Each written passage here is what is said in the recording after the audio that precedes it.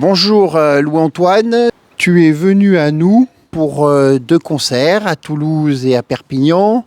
Pour ceux qui ne te connaissent pas, est-ce que tu peux te présenter? Je crois que tu te définis comme un chansonnier. Ta particularité, c'est que tu es interprète, compositeur-interprète.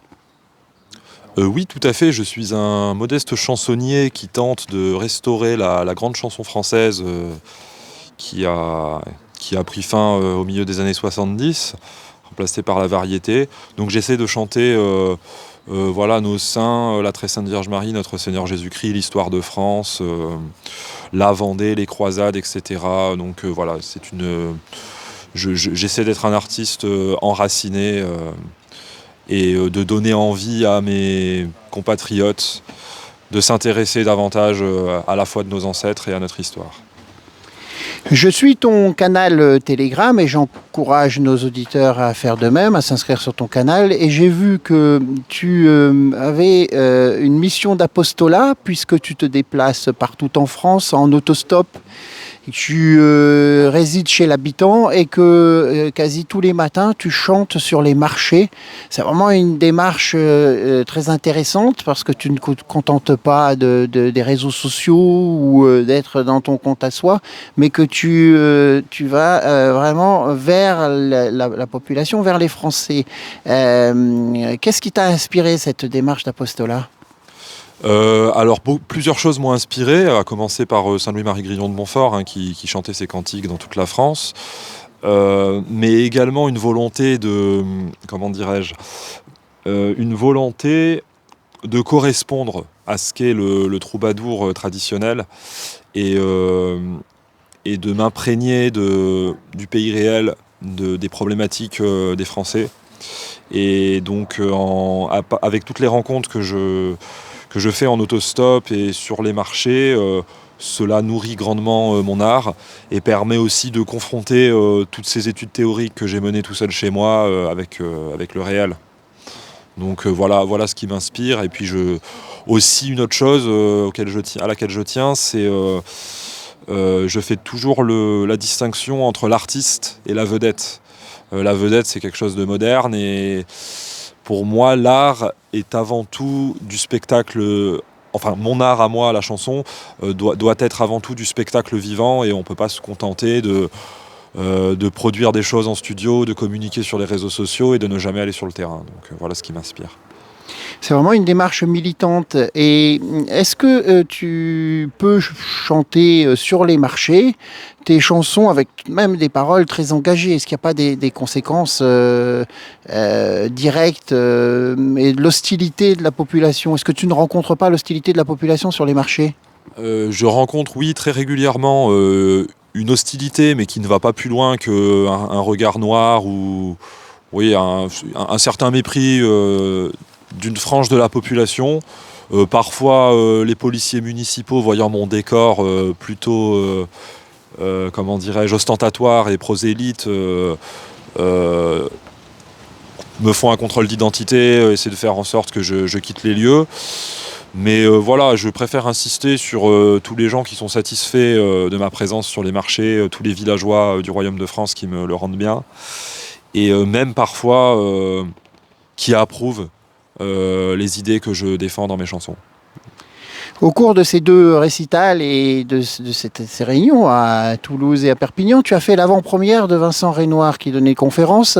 Que t'inspire la personnalité de Vincent Renoir, puisque tu n'as pas, comme d'autres auraient pu le faire, refusé de participer à ces rencontres? J'ai beaucoup de choses à dire là-dessus. J'ai suivi assidûment la traque de Vincent via Rivarol quand il était entre l'Angleterre et l'Écosse il y a 2 ans. J'ai beaucoup prié pour lui et pensé à lui lorsqu'il était en prison à Édimbourg durant 18 mois. Et outre ces idées qui ne sont pas forcément les miennes, moi je ne suis pas national-socialiste, ce qui me touche chez lui, c'est son courage, qu'il lui-même qualifierait plutôt d'inconscience. C'est sa résilience, voilà, de ne jamais courber les chines face à l'ennemi, c'est très inspirant. Et maintenant, l'ayant rencontré, ayant passé 3 jours avec lui, c'est surtout que c'est un homme simple, un homme très humble et qui m'inspire beaucoup et que j'apprécie beaucoup. Donc outre cela, j'ai apprécié la conférence car elle était minutieusement sourcée et très convaincante. J'ai appris beaucoup de choses sur le révisionnisme et plus que jamais, je soutiens son combat. Alors, on revient à la chanson, on revient à toi. Je crois que tu as sorti un album, Dieu, la France et le roi, le 21 janvier 2023, date symbolique. Est-ce que tu peux nous décrire un petit peu les chansons qui sont regroupées dans cet album ? Oui, tout à fait. Donc déjà, oui, c'est sorti le 21 janvier pour les 230 ans de la mort, de l'assassinat de Sa Majesté Louis XVI. J'essaie de faire un petit tour d'horizon, donc je passe par l'histoire. Je commence par une description de la France traditionnelle. Ensuite, j'appelle mes compatriotes à s'engager dans la guerre, à prendre conscience de l'importance du combat, de la subversion que nos ennemis déploient. Et puis voilà, je passe par beaucoup de sujets. Dans Les Égareurs, je parle de la tyrannie sanitaire. Dans Dieu, la France et le roi, je parle des martyrs vendéens. Dans Par amour de ma reine, la nécessité de se tourner vers la seule reine de France, la très sainte Vierge Marie, pour obtenir le salut de notre pays et le salut de nos âmes. Dans Vive Louis XX, j'exprime ma sympathie pour le prétendant légitime au trône de France, l'aîné des Bourbons, Louis-Alphonse. Et etc. J'ai à peu près fait le tour. Vous verrez en l'écoutant. Alors, fidèle au passé et vers l'avenir, je crois que tu as un deuxième album en préparation qui devrait sortir, si tout se passe bien, au mois d'août. Quelle différence avec le premier album ? Alors déjà musicalement je suis entouré, donc le premier album j'ai dû faire toutes les harmonies tout seul, donc j'ai enregistré plusieurs guitares, le piano, le chant, etc. Là je suis accompagné de mon second à la guitare qui harmonise l'album avec moi. J'ai un flûtiste également qui interviendra dessus, donc ça c'est la différence musicale. Et je dirais que je me rapproche de plus en plus de ce à quoi je voudrais aboutir, à savoir, vous allez retrouver dans cet album des fictions historiques. Donc c'est vraiment le type de chanson que j'aimerais chanter et écrire le plus possible, à savoir inventer un personnage et le planter dans un contexte historique en étant le plus précis possible sur le contexte, sur les dates, sur les personnages, sur les événements, etc. Donc vous pourrez voir ça dans l'Aude aux Croisés, dans la Complainte du Vendéen notamment. Les différences notables dans le second album qui arrive. Alors je l'ai dit et on le comprend, tu es en mission, tu es un militant. En quoi peux-tu dire que la guitare et le chant sont une arme dans cette mission, dans cet apostolat ? Premièrement, je dirais que c'est un outil pour piéger les gens, parce que c'est ce que je raconte souvent. Quand j'arrive sur un marché ou même en autostop, on me voit avec une guitare, ça rassure les personnes qui me prennent.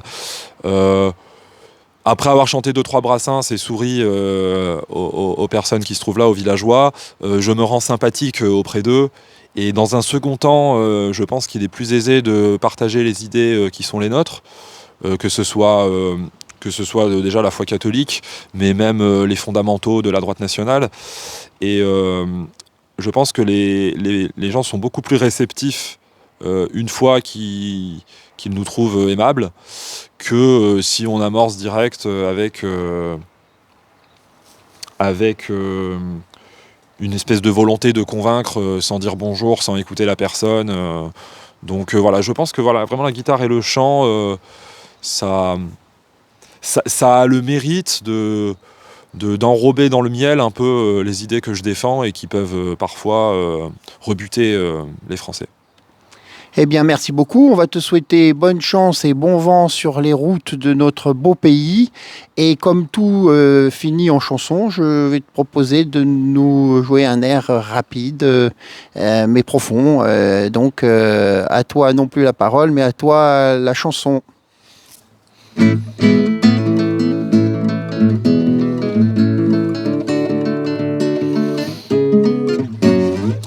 Ô Sainte Jeanne, gardez nos âmes, libérez la nation.